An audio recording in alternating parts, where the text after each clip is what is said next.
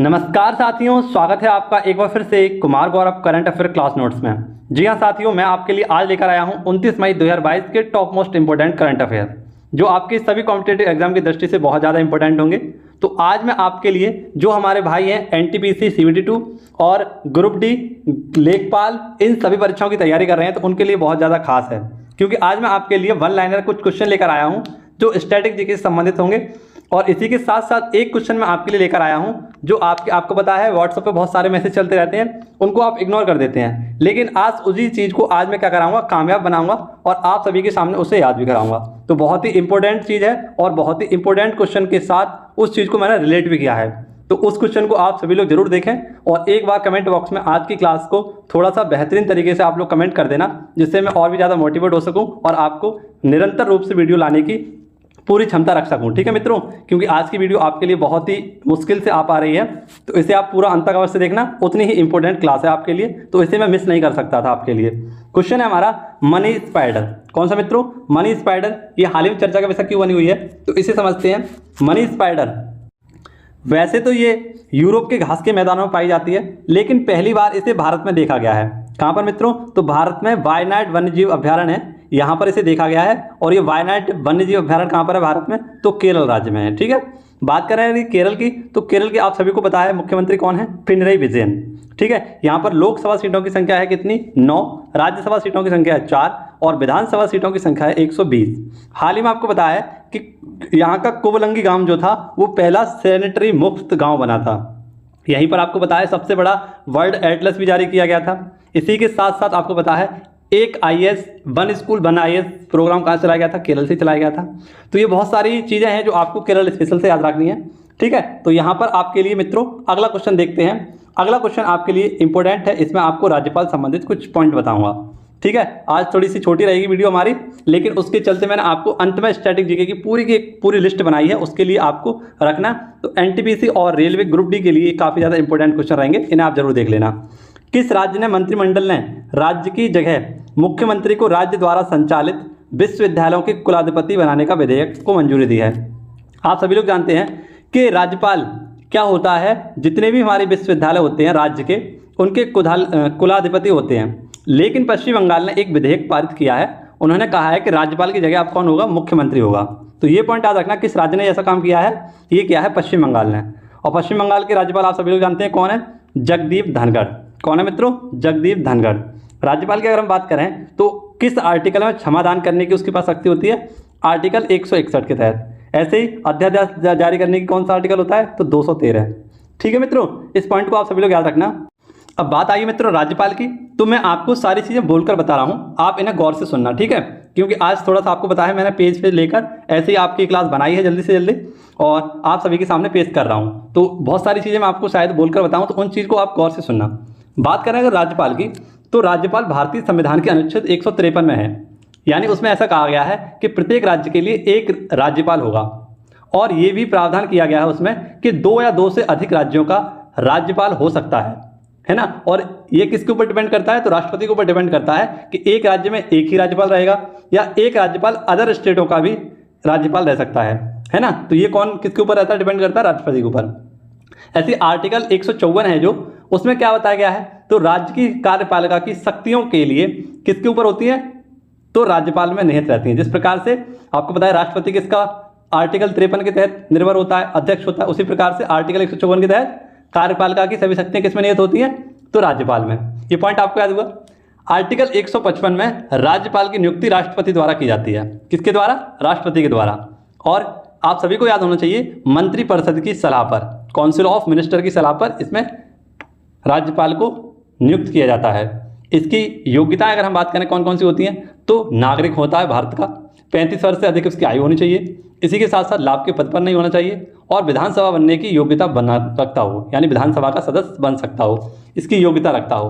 अब आपको एक पॉइंट याद रखना है कि राज्यपाल जो होता है ये 5 वर्ष इसका कार्यकाल होता है, लेकिन अगर राष्ट्रपति चाहे तो राष्ट्रपति के प्रसाद पर्यंत ये अधिक समय तक भी कार्य कर सकते हैं। ठीक है मित्रों, तो ये राज्यपाल स्पेशल कुछ चीज़ें थी आपके लिए जो मैंने बोलकर बताई हैं। इन चीज़ों को आप नोट डाउन कर लेना और इन चीज़ों को आप सभी लोग अपने पास याद रख लेना। ठीक है, ये पॉइंट आपके लिए काफ़ी इंपॉर्टेंट रहेंगे। अगला क्वेश्चन आपके सामने है और एक ललन टॉप क्वेश्चन आपके लिए त्रिपुरा के नए मुख्यमंत्री कौन है? तो डॉक्टर मानिक साहा। ऐसे क्वेश्चन है हमारा, बेहद इंपॉर्टेंट क्वेश्चन है। क्वेश्चन में पूछा गया है कि IBA महिला विश्व मुक्केबाजी चैंपियनशिप 2022 में कौन शीर्ष पर रहा है? तो आप सभी को पता है, मैंने आपको बताया था कि महिला विश्व मुक्केबाजी चैंपियनशिप 2022 उसमें भारत की तरफ से 5वीं जो महिला बॉक्सर बनी थी जिन्होंने गोल्ड मेडल जीता था वो थी निकहत जरीन। कौन थी मित्रों?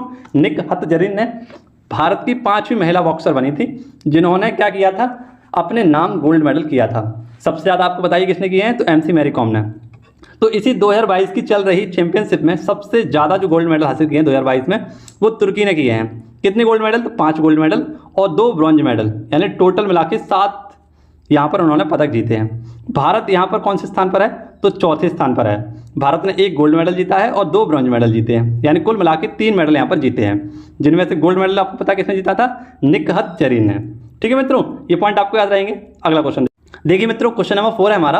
और भारतीय नौसेना के लिए निर्माणाधीन 4 सर्वेक्षण पोत जिन्हें बृहद परियोजना के नाम से जाना जाएगा, इसके दूसरे जहाज को चेन्नई में लॉन्च किया गया है ना। तो भारतीय नौसेना के लिए 4 सर्वेक्षण पोत बनाए जा रहे हैं। ये 4 सर्वेक्षण पोत किसके द्वारा बनाए जा रहे हैं? तो गार्डन रिचार्ड लिमिटेड के द्वारा और L&T Larsen and Toubro company के द्वारा क्या बनाए जा रहे हैं? ये 4 सर्वेक्षण पोत बनाए जा रहे हैं। कौन कौन से हैं? तो संध्याक नंबर 1 पर है, निर्देशक नंबर 2 पे है, सुमेध और वीरवाण, ये 4 हैं। ये चारों बनाए जा रहे हैं, जिनमें से दूसरे नंबर का कहाँ से लॉन्च किया गया है? तो चेन्नई से। और चेन्नई में भी कहाँ से किया गया है? तो कट्टापल्ली। कहाँ से मिल लो? कट्टापल्ली से इसे लॉन्च किया गया है। ऐसे ही आपको एक क्वेश्चन याद रखना है कि नई डिफेंस स्पेस कमांड एजेंसी ये किसने स्टार्ट की है? ऑस्ट्रेलिया ने। ये नूर उपग्रह किससे संबंधित है? तो नूर उपग्रह यह ईरान से संबंधित है। ठीक है, ये पॉइंट आपको याद रहेगा। अगला क्वेश्चन आपके लिए बेहद इंपॉर्टेंट क्वेश्चन, और इसमें आपको कुछ इंपॉर्टेंट बातें बताऊंगा जिन्हें आप सभी लोग नोट डाउन करना। ठीक है, क्वेश्चन में हमसे पूछा गया है कि आरोहण 4.0, कौन सा मित्रों? आरोहण 4.0 नामक बैठक ये कहाँ पर हुई है? तो सबसे पहले आपको याद रखना है, हुई कहाँ पर है? शिमला, हिमाचल प्रदेश में। किसके द्वारा की गई है? तो डाक विभाग और इंडिया पोस्ट पेमेंट, इन दोनों के द्वारा क्या की गई है? यहाँ पर बैठक की गई है। इंडिया पोस्ट पेमेंट की स्थापना कब हुई थी? तो 2018 को। ठीक है, इसे स्टार्ट क्यों किया गया है? तो वित्तीय समावेशन को बढ़ावा मिल सके, यानी कि हर व्यक्ति को बैंक से जोड़ा जा सके। इसी के साथ साथ डिजिटल बैंक को भी बढ़ावा मिले। डिजिटल बैंकिंग को क्या मिले? बढ़ावा मिले। तो ये पॉइंट तो हमारा ये क्वेश्चन से आपको याद रखना है, ये सारे पॉइंट। ठीक है, इस क्वेश्चन में करंट अफेयर से हो गए। अब ऐसे आपको बताया कि क्वाड की सम्मेलन कहाँ पर चल रहा था? तो क्वाड का सम्मेलन हुआ था टोक्यो, जापान में। क्वाड आप सभी लोग जानते हैं, इसमें 4 देश हैं, और 4 देश कौन कौन से हैं? तो कैसे याद कराए हैं? जय, यहाँ जापान, अमेरिका, इंडिया और ऑस्ट्रेलिया। जय ऑस्ट्रेलिया। ब्रिक्स आप सभी को पता है, ब्रिक्स इसकी 2022 की बैठक कहाँ पर होगी? तो चीन में।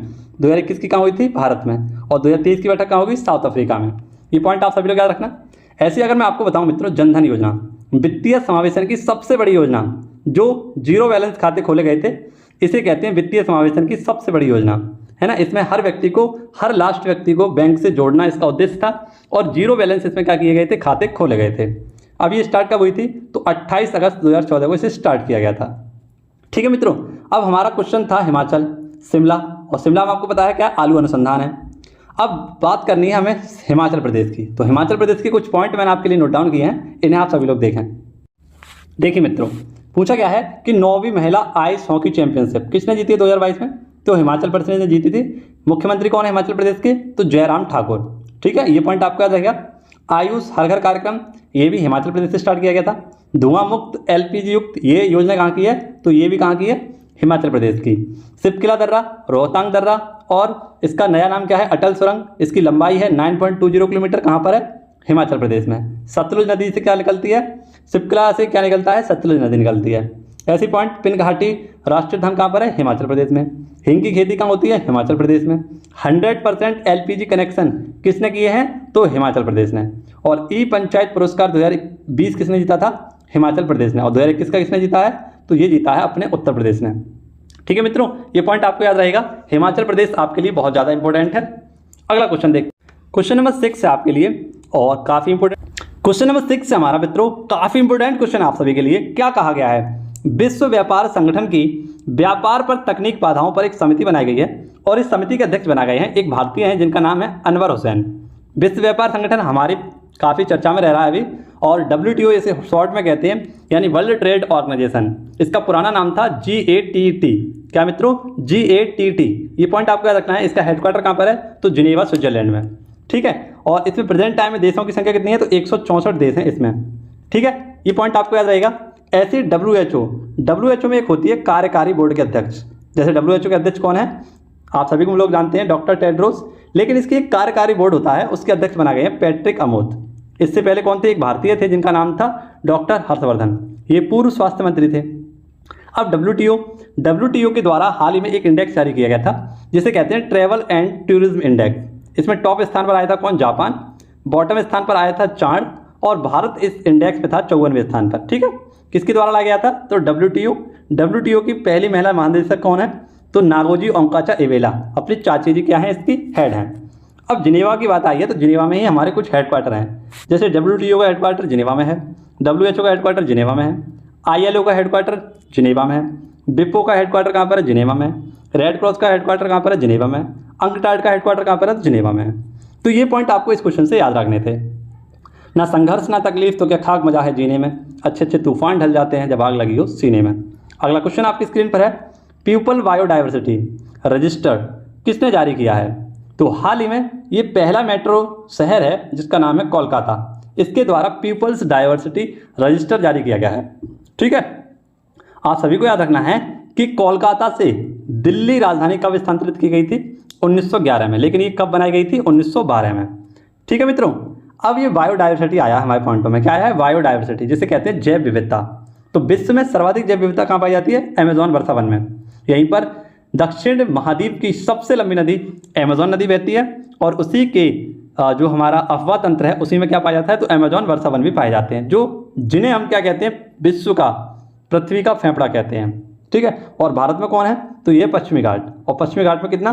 तो 8% विश्व की बायोडाइवर्सिटी पाई जाती है, जैव विविधता पाई जाती है। ऐसे एक प्रोटोकॉल हुआ था जिसे नगोया प्रोटोकॉल कहते हैं, जापान में हुआ था, और ये भी जैव विविधता से ही संबंधित था। जैव विविधता से संबंधित एक डे मनाया जाता है जो प्रत्येक 22 मई को मनाते हैं। अभी कुछ समय पहले हमने इसे सेलिब्रेट किया था। तो इस क्वेश्चन से आपको ये क्वेश्चन याद रहेंगे। अगला क्वेश्चन आपके लिए बेहद इंपॉर्टेंट है, क्योंकि इसमें मैं RBI से संबंधित कुछ स्पेशल लिस्ट बनाई है आपके लिए, उस लिस्ट का रिवीजन कराऊंगा। पहले क्वेश्चन देखते हैं हमारा क्या है कि बैंकों की RBI ने बैंकों की उपभोक्ता सेवाओं को सुधार समिति के अध्यक्ष बनाए हैं। तो कौन बनाए हैं? आप सभी लोग बताइए। ये है BP कानूनगो। कौन है मित्रों? BP कानूनगो। ये BP जो कानूनगो हैं, ये RBI के द्वारा उपभोक्ता सेवा सुधार समिति के अध्यक्ष बनाए गए हैं। अब ये RBI की जो उपभोक्ता सेवा समिति है, इसमें 6 सदस्य हैं, और उन्हीं के अध्यक्ष कौन है? तो BP कानूनगो। आपने एक नाम सुना होगा, काफ़ी चर्चा का विषय बने रहते हैं, प्रियंका कानूनगो। ये कौन है? आप सभी लोग कमेंट बॉक्स में बताइएगा कि प्रेजेंट टाइम में प्रियंका कानूनगो किस कारण चर्चा में है। ठीक है, आप सभी को पता है कि RBI के 25वें गवर्नर कौन है? तो शक्तिकांत दास। तो आइए सारी चीज़ों को समझते हैं RBI की।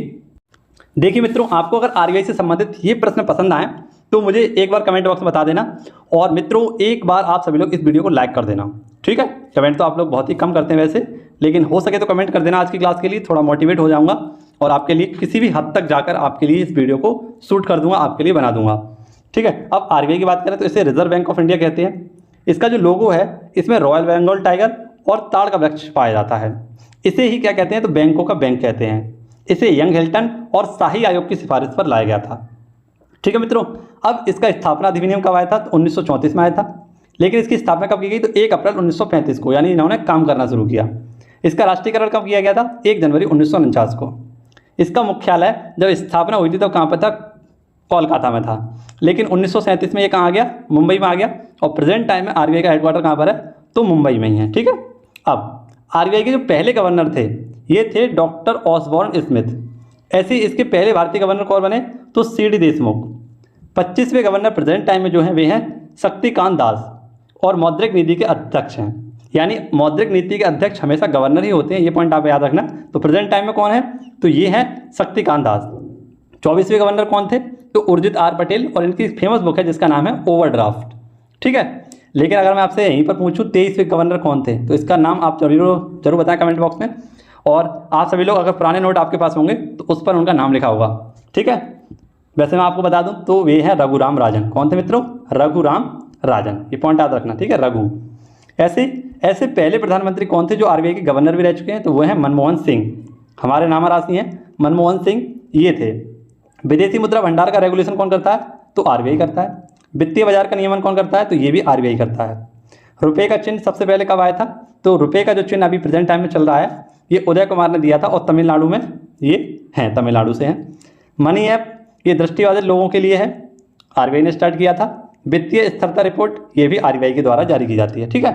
तो ये आरबीआई संबंधित आपके लिए कुछ स्पेशल फैक्ट थे जो मैंने आपके लिए आपको रिवाइज कराए हैं। 2 मिनट का एक छोटा सा रिवीजन हमने लगाया था। अगला क्वेश्चन देखते हैं और क्वेश्चन नंबर 9 है हमारा, बेहद इंपॉर्टेंट क्वेश्चन है। सेक्स वर्क को पेशा के रूप में मान्यता प्रदान की।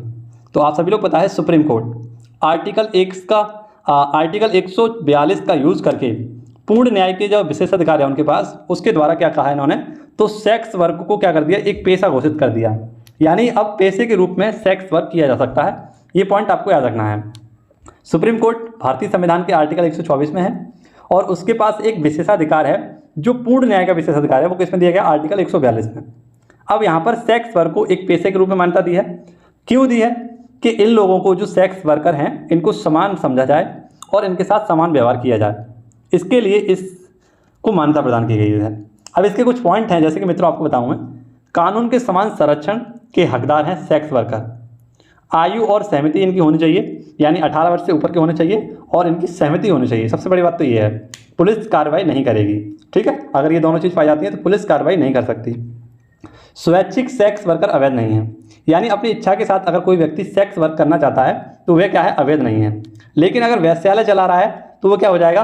गैर कानूनी हो जाएगा, ठीक है। यानी जबरदस्ती किसी के साथ करना क्या हो जाएगा? वो वैश्यालय के रूप में आ जाएगा। किसी को काम करवाना है ना, किसी को अपने वैश्यालय पर रखना, ये क्या हो जाएगा? गैर कानूनी हो जाएगा। आप स्वेच्छा से क्या कर सकते हैं? कुछ भी कर सकते हैं। तो ये हमारा क्वेश्चन नंबर 10 था। सुप्रीम कोर्ट ने काफ़ी बड़ा डिसीजन लिया है इसके लिए।